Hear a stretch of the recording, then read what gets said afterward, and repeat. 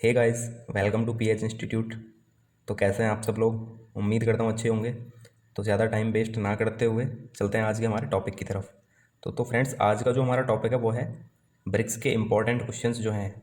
Okay, last video के अंदर हम लोगों ने ब्रिक्स के जो प्रीवियस ईयर क्वेश्चंस थे एसएससी जेई के एग्जाम में आए हुए उनके बारे में डिस्कस किया था।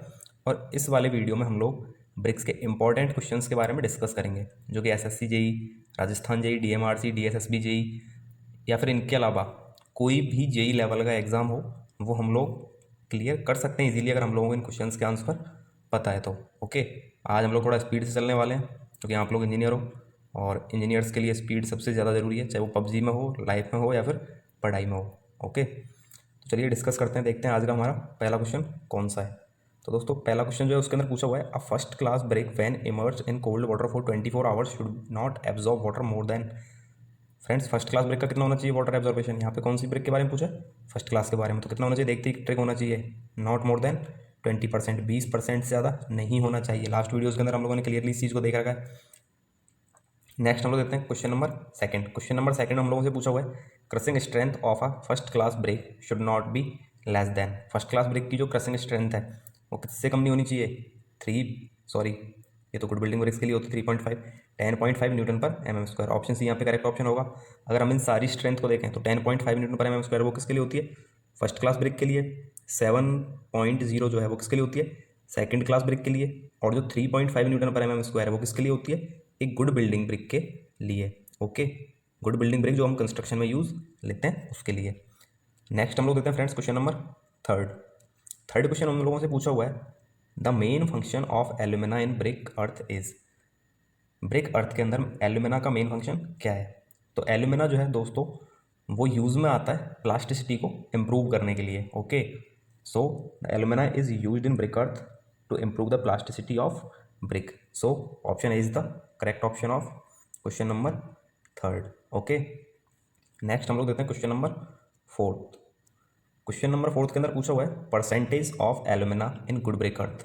एक जो गुड ब्रिक अर्थ होती है हमारी उसमें एल्यूमिना का परसेंटेज कितना होना चाहिए? तो फ्रेंड्स, फिर से वहीं से क्वेश्चन आ गया जो मैं आप लोगों से बहुत बार अब तक कह चुका हूँ कि ये जो है सलीम भाई, इनको आप लोग ढंग से पढ़ लीजिएगा। क्यों? क्योंकि जो सलीम भाई है ये हर बार एसएससी जेई का एग्ज़ाम हो चाहे राजस्थान जेई का एग्ज़ाम हो, हर बार एक ना एक नंबर तो दिला ही जाता है आप लोगों को। 1 से 2 नंबर तो सलीम भाई दिला ही जाते हैं, क्योंकि S four silica, A four alumina, L four lime, I four iron oxide, M four magnesia. इनका परसेंटेज कितना कितना होना चाहिए?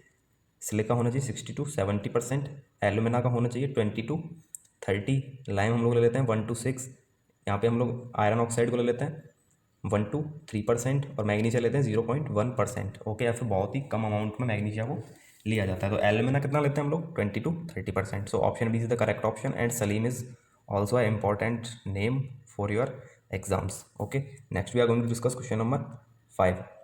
इन question number 5, excess of alumina in brick earth makes the brick. अगर ब्रिक के अंदर एल्यूमिना जो है वो एक्सेस क्वांटिटी में प्रेजेंट है तो क्या होगा? तो मैंने आप लोगों को बता रखा जहाँ पे कहीं एक्सेस ऑफ एल्यूमिना का नाम आए वहाँ पे आप लोग सिर्फ एक चीज़ याद रखिए, बस बार्प। ओके, बस बार्प जो है वो थोड़ा अटपटा सा नाम आप लोगों को लगता है, तो बस अटपटा सा जो लगे, क्योंकि एल्यूमिना के एक्सेस की वजह से जो अटपटा सा आप लोगों को लगे बस उसे ही करके आ जाना आप लोग तो क्लिक। ओके, तो ऑप्शन डी यहाँ पे क्या होगा? करेक्ट ऑप्शन हो जाएगा, क्योंकि जो हमारी ब्रेक है वो उसके अंदर क्रैक और बार आ जाते हैं जब वो सूख जाती है उसके बाद में after drying. Okay, next we are going to discuss question number 6। Question number 6 में हम लोगों से पूछा हुआ है, excess of silica in brick earth results in. अगर सिलिका एक्सेस क्वांटिटी में प्रेजेंट है तो क्या होगा? तो मैंने आप लोगों को बताया जब सिलिका एक्सेस क्वांटिटी में प्रेजेंट हो तो जो ब्रिक है हमारी वो कैसी हो जाती है? Brittle and weak. Okay, brittle and weak, but यहाँ पे तो ऑप्शन में है ही नहीं है ब्रिटल एंड वीक। बट यहाँ पे ऑप्शन कौन कौन से दिए? सबसे पहला ऑप्शन है क्रैकिंग एंड बार्पिंग ऑफ ब्रिक्स। नहीं, ये तो है नहीं है। क्यों? क्योंकि बार्प किस वजह से आता है? एल्यूमिना के एक्सेस की वजह से। ऑप्शन बी यहाँ पे दिया हुआ है loss of cohesion. Okay, loss of cohesion का मतलब है कि जब भी ब्रिक अपनी स्ट्रेंथ को लॉस कर दे या फिर उसके कोहेजन, कोहेजन का मतलब होता है कि जो अलग अलग पार्टिकल्स हैं उनके बीच की स्ट्रेंथ, तो जब स्ट्रेंथ ही कम हो जाएगी तो हमारी ब्रिक कैसी हो जाएगी? वीक हो जाएगी। ओके, तो यहाँ पे करेक्ट ऑप्शन कौन सा है? Option number B. ये तो कॉमन सेंस भी था वैसे भी, अगर कोहेजन लॉ का लॉस होगा तो वो सिलिका की वजह से होता है, क्योंकि कोहेजन लॉस होने पर ब्रिक जो है हमारी वो ब्रिटल एंड वीक हो जाती है, कमज़ोर पड़ जाती है, इजीली ब्रेक हो जाती है। ठीक है, नेक्स्ट हम लोग देखते हैं friends question number 7। Percentage of silica in good brick earth lies between, silica का परसेंटेज कितना होना चाहिए, देखते क्लिक करो आप लोग, कितना होना चाहिए 60, ओके 50 to 60%। नेक्स्ट हम लोग देखते हैं क्वेश्चन नंबर 8। क्वेश्चन नंबर 8 में हमसे लोगों से पूछा हुआ है nominal size of modular brick. तो नॉमिनल साइज कितना होता है ब्रिक का, 200 mm इंटू 100 mm, ओके, क्योंकि स्टैंडर्ड साइज तो कितना होता है 19 इंटू 9 ओके, और नॉमिनल साइज कितना होता है 20 इंटू 10 सेंटीमीटर में। इसको mm में चेंज करोगे तो कितना हो जाएगा 200 mm into 100 mm, okay. Next हम लोग देते हैं friends question number 9। Question number 9 हम लोगों से पूछा हुआ है which of the following ingredients of the brick earth enables the brick to retain its shape, इनमें से कौन सा इंग्रेडिएंट ब्रिक को उसकी शेप रिटेन करवाने के लिए यूज़ आता है, ओके। तो मैंने आप लोगों को बताया था SALIM, इसको तो रट लो भैया, सलीम को तो, इसको तो छोड़ना ही नहीं है बस, ठीक है, क्योंकि सलीम को कोरोना नहीं हो रहा है, इस वजह से आप लोग इसको पकड़ सकते हो। तो अगर ऑप्शन में देखें सबसे पहला दिया हुआ है एल्यूमिना। एल्यूमिना का यूज़ क्या होता है, प्लास्टिसिटी प्लास्टिसिटी इंपार्ट करवाने का काम होता है, ठीक है। ब्रिक में जो है प्लास्टिसिटी होती है वो एल्यूमिना की वजह से होती है। सिलिका का यूज़ होता है ब्रिक में शेप प्रोवाइड करवाने और शेप को मेंटेन करके रखने में। तो यहाँ पे करेक्ट ऑप्शन कौन सा हो जाएगा दोस्तों, ऑप्शन बी यहाँ पे हमारा करेक्ट ऑप्शन है, ओके। सिलिका जो है उसका मेन फंक्शन होता है कि वो ब्रिक को शेप प्रोवाइड करवाता है और साथ साथ उसकी शेप को मेंटेन भी करके रखता है, ओके फ्रेंड्स। नेक्स्ट हम लोग देखते हैं क्वेश्चन नंबर 10। क्वेश्चन नंबर 10 हम लोग से पूछा हुआ है which of the following pairs gives a correct combination of the useful and harmful constituents respectively of a good brick earth. कि एक जो गुड ब्रिक अर्थ होती है हमारी, उसमें जो यूजफुल एंड हार्मफुल कॉन्स्टिट्यूएंट है वो कौन कौन से हैं। तो कौन कौन से हैं, ऑप्शन ए से देखते हैं, लाइमस्टोन एंड एल्यूमिना। तो क्या लाइमस्टोन यूजफुल है, हाँ जी जरूर यूजफुल है। एल्यूमिना भी यूजफुल है, तो दोनों ही यहाँ पे तो यूजफुल हो गए। ऑप्शन बी में हम लोग देखते हैं सिलिका एंड एल्कलीज। तो सिलिका जो है वो भी इंपॉर्टेंट है, बट जो एल्कलीज है वो इंपॉर्टेंट नहीं होते हैं, क्योंकि एल्कलीज की वजह से क्या आ जाता है, एफ्लोरेसेंस जो है वो एल्कलीज की वजह से आ जाती है, ओके। तो यहाँ पे करेक्ट ऑप्शन कौन सा हो जाएगा, बी ऑप्शन। क्यों, क्योंकि जो सिलिका है वो तो एक यूजफुल कॉन्स्टिट्यूएंट है, और जो एल्कलीज हैं हमारे वो क्या है हमारे लिए एक तरीके से हार्मफुल कॉन्स्टिट्यूएंट है, ओके। तो ऑप्शन बी यहाँ पे हमारा करेक्ट ऑप्शन हो जाएगा। नेक्स्ट हम लोग देखते हैं friends question number 11। The process of mixing clay water and other ingredients to make brick is known as. तो क्या होती है process, mixing clay water and other ingredients, जब भी सारी चीज़ों को हाथ से या फिर मशीन के थ्रू मिलाया जाता है, किस किस चीज़ को, मिट्टी को और पानी को ईंट बनाने के लिए, क्योंकि मिलाना पड़ता है ना। आप लोगों ने देखा होगा, अगर मैं देसी लैंग्वेज में बात करूँ एकदम, तो आप लोगों ने बहुत बार देखा होगा कि मिट्टी को और पानी को जो मिलाने का प्रोसेस है ब्रिक बनाने के लिए, ईंट बनाने के लिए, उस प्रोसेस को क्या कहते हैं, नीडिंग कहा जाता है, ओके। मैंने आप लोगों को बहुत बार बता रखा है, ज़्यादा टाइम वेस्ट ना करते चलते हैं क्वेश्चन नंबर 12 की तरफ। क्वेश्चन नंबर 12 में दोस्तों पूछा गया है advantage of clamp compared to a kiln for burning bricks is that. कि भैया क्लैम्प को यूज़ में लेने का कौन सा एडवांटेज होता है एज़ कंपेयर टू किल्न। तो कौन सा एडवांटेज होता है देखते हैं। सबसे पहला एडवांटेज हमें दिया हुआ है इट टेक्स लेस टाइम। ओहो, मतलब कम टाइम लेता है। तो क्या लेता है कम टाइम क्लैम्प, नहीं, ये तो गलत हो गया। क्योंकि टाइम तो क्लैम्प ज़्यादा लेता है और किल्न के अंदर टाइम कम लगता है। ऑप्शन बी को देखते हैं कि ऑप्शन बी में कितना पागल हमें बनाया जा रहा है। ऑप्शन बी में हम लोगों से पूछा हुआ है it gives more output of first class BRICS. ओहो, ये तो इन्होंने हद कर दी कि जो क्लैम्प है वो ज़्यादा आउटपुट देता है फर्स्ट क्लास ब्रिक्स का। ऐसा नहीं है फ्रेंड्स, क्लैम्प के अंदर जो आउटपुट है वो होता है 60% किसका, फर्स्ट क्लास ब्रिक्स का। और एक किल्न के अंदर कितना होता है 80 to 90%, ओके। 80 से 90% ब्रिक्स जो है वो हमें फर्स्ट क्लास मिलती है किल्न में, और 60% मिलती है क्लैम्प में। तो ऑप्शन बी ने तो ढंग से ही बना दिया हमें। अब देखते हैं ऑप्शन सी जो है वो हमें कितना पागल बना रहा है। ऑप्शन सी में कहा गया है it has less initial cost, कि इसकी जो इनिशियल कॉस्ट है क्लैम्प की वो कम आती है एज़ कम्पेयर टू किल्न। अच्छा, तो इसने तो पागल नहीं बनाया, इसने तो सही सही बता दिया। क्योंकि जो क्लैम्प को बनाने का जो खर्चा है, इनिशियल कॉस्ट का मतलब क्या होता है, जो उसको बनाने में जो खर्चा आता हो वो वाला, कि इनिशियल में हमारी कॉस्ट कितनी आई, स्टार्टिंग में कॉस्ट कितनी आई। तो क्लैम्प के लिए जो कॉस्ट आती है फ्रेंड्स वो कम आती है as compare to kiln, okay. तो यहाँ पे ऑप्शन सी जो है वो करेक्ट हो जाएगा हमारा, ठीक है। नेक्स्ट हम लोग देखते हैं question number 13। Pugmill is used for, इसको तो देखते ही क्लिक करो, किस काम में आती है, preparation of clay. Preparation of clay में भी क्या फंक्शन होता है इसका, टेम्परिंग करने में, ओके। टेम्परिंग में काम किसका आता है? पग मिल का। टेम्परिंग का मतलब क्या होता है? जो बड़े पार्टिकल्स होते हैं उनको ब्रेक करने का काम होता है टेम्परिंग के अंदर। ठीक है, तो पग मिल का यूज़ होता है प्रिपरेशन ऑफ क्ले में, क्योंकि मोल्डिंग में आएगा नहीं। ठीक है, नेक्स्ट हम लोग देखते हैं friends question number 15। Question number 15 में हम लोगों से पूछा हुआ है which of the following brick are used for lining of furnaces. Friends इस वाले क्वेश्चन में आप लोगों के लिए मैं एक चीज़ क्लियर कर देना चाहता हूँ। लाइनिंग ऑफ फर्नेंस का मतलब है कि जो बड़े बड़े प्लांट्स होते हैं जहाँ पे फर्नेंस वगैरह के चांसेस हैं, फिर फर्नेंसेज लगे हुए हों, वहाँ पे हम लोग एक ऐसी ब्रिक को यूज़ में लेते हैं जिसका टेम्परेचर क्या हो? हाई हो। ओके, जो हाई टेम्परेचर को भी बियर कर सके, हाई टेम्परेचर को भी सहन कर सके, ऐसी ब्रिक को यूज़ में लिया जाता है फर्नेंसेस के लिए। और जो रिफ्रैक्टरी ब्रिक्स होती हैं हमारी, उनका जो टेम्परेचर होता है वो बहुत ज़्यादा होता है। एक हाई टेम्परेचर को भी रिफ्रैक्टरी ब्रिक्स हमारी इजीली रजिस्ट कर सकती हैं। ठीक है, तो यहाँ पे करेक्ट ऑप्शन कौन सा हो जाएगा? Option number C. और यही सेम क्वेश्चन मैंने आप लोगों को जब ब्रिक पढ़ाई थी तब भी मैंने आप लोगों को करवा रखा है। ओके, अगला हम लोग देखते हैं question number 16। The frog of brick in a brick masonry is generally kept on. कि जो फ्रॉग होता है एक ब्रिक में, वो कहाँ पे रखा जाता है फ्रॉग को ब्रिक के अंदर? तो ये तो इसने बहुत ही बड़ा प्रश्न हम लोगों से पूछ लिया। 1 करोड़ रुपए के लिए आपका ये प्रश्न। देखते हैं इस प्रश्न का सही आंसर। मैंने आप लोगों को बता रखा है, मान लीजिए कि ये हमारी एक ब्रिक है। इस ब्रिक में फ्रॉग कहाँ प्रोवाइड करवाते हैं? अरे यार, सब लोगों को पता है। कोई आदमी, अगर इंडिया में बहुत कम लोग ऐसे होंगे जिनको ये पता होगा कि फ्रॉग कहाँ प्रोवाइड करवाया जाता है। फ्रॉग का मतलब क्या होता है? ये जो ईंट होती है ना, उस पर जो मैन्युफैक्चरर का नाम लिखा हुआ रहता है इस जगह पे, यहाँ पे गोल गोल करके, कि ये ईंट किन्होंने बनाई है। कोई लिख देता है कि बालाजी ईंट उद्योग, कोई लिख देता है कि ब्रिक कंपनी, कोई लिख देता है कि दुर्गे माँ ईंट वाले। ठीक है, तो वो सारी चीज़ें जो यहाँ पे लिखी रहती है ना, उस जगह को कहा जाता है फ्रॉग। अब वो कहाँ प्रोवाइड करवाया जाता है? बॉटम फेस पे प्रोवाइड करवाया जाता है ब्रिक में? नहीं। क्या नीचे की तरफ इस वाले का थोड़ा ना होता है? साइड में भी नहीं होता। वो कहाँ होता है? टॉप सरफेस पे होता है। ओके, तो ऑप्शन बी यहाँ पे करेक्ट हो जाएगा, टॉप फेस। ठीक है, ऑप्शन बी यहाँ पे करेक्ट ऑप्शन है क्वेश्चन नंबर 16 का। Now we are going to discuss question number 17 in which how many number of bricks required per cubic metre of brick work. Okay, number of bricks required for 1 cubic metre brick masonry. तो friends 1 metre cube brick masonry के लिए कितनी BRICS की requirement होती है हमें? 500 BRICS की। Okay, तो ऑप्शन सी यहाँ पे हमारा करेक्ट ऑप्शन है, 500। तो फ्रेंड्स क्वेश्चन नंबर 18 में हम लोगों से पूछा हुआ है the first class brick should not absorb water more than of its dry weight after 24 hours immersion in cold water. तो फर्स्ट क्लास ब्रिक्स के लिए कितना होना चाहिए वाटर एब्जॉर्बेशन? वो है friends not more than 20%। Okay, अभी हम लोगों ने देखा था थोड़ी देर पहले ही, पहला क्वेश्चन था इस वाले वीडियो का, कितना होना चाहिए। नेक्स्ट हम लोग देखते हैं question number 19।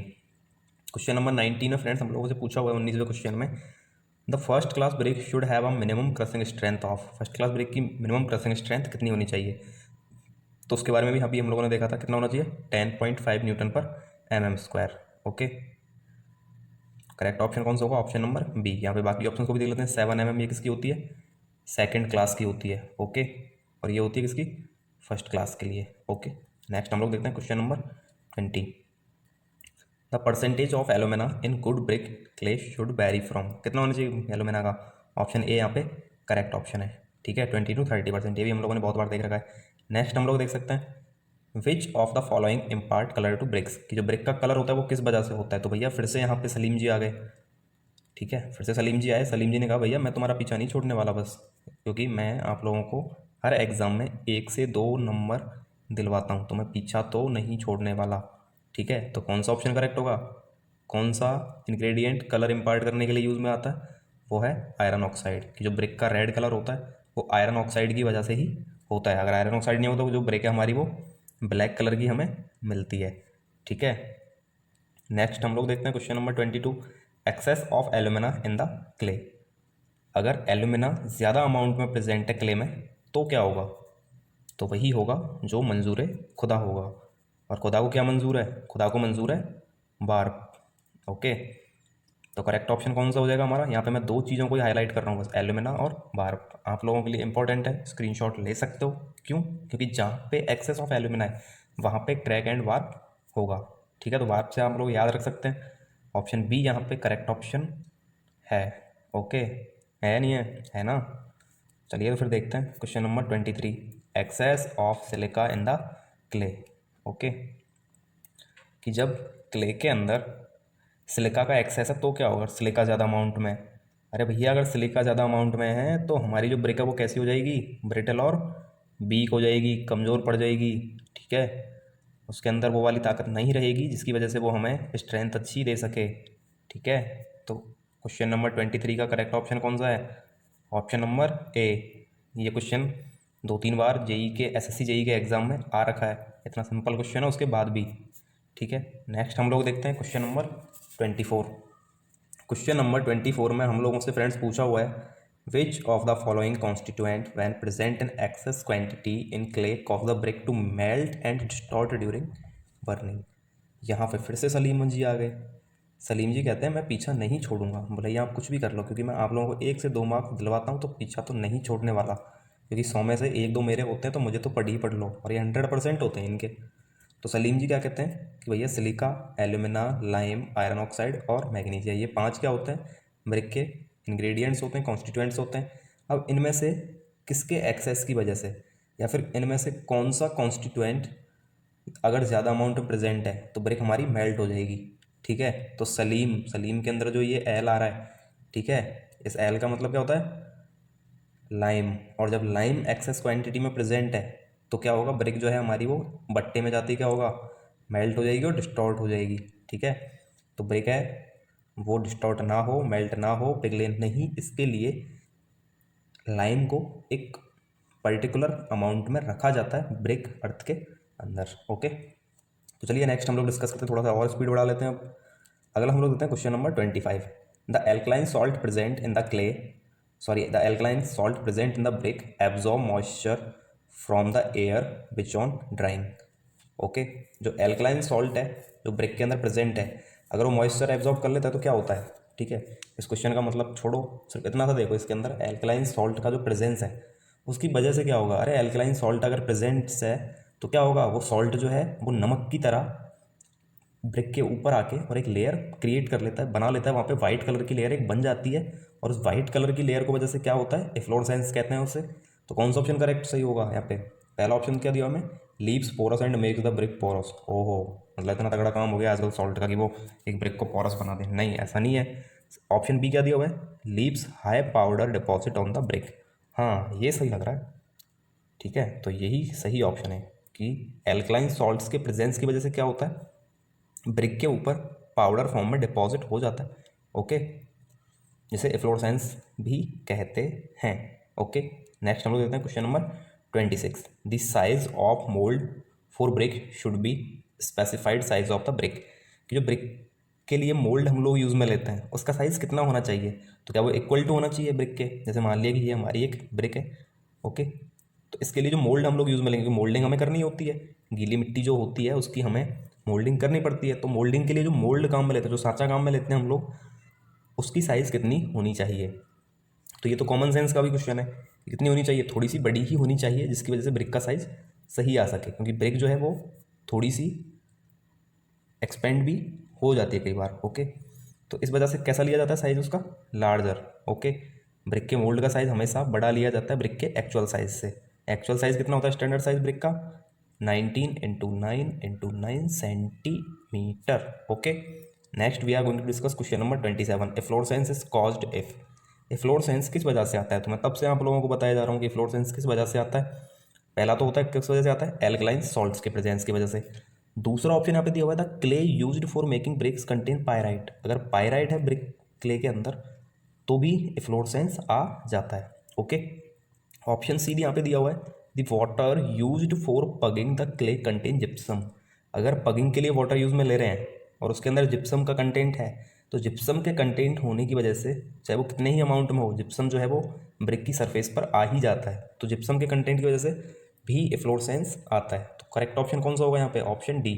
Okay, all of these, ये तीनों ही चीज़ों की वजह से ब्रिक पे हमारी एफ्लोरेसेंस आ जाता है। अगला हम लोग डिस्कस करते हैं क्वेश्चन नंबर 28।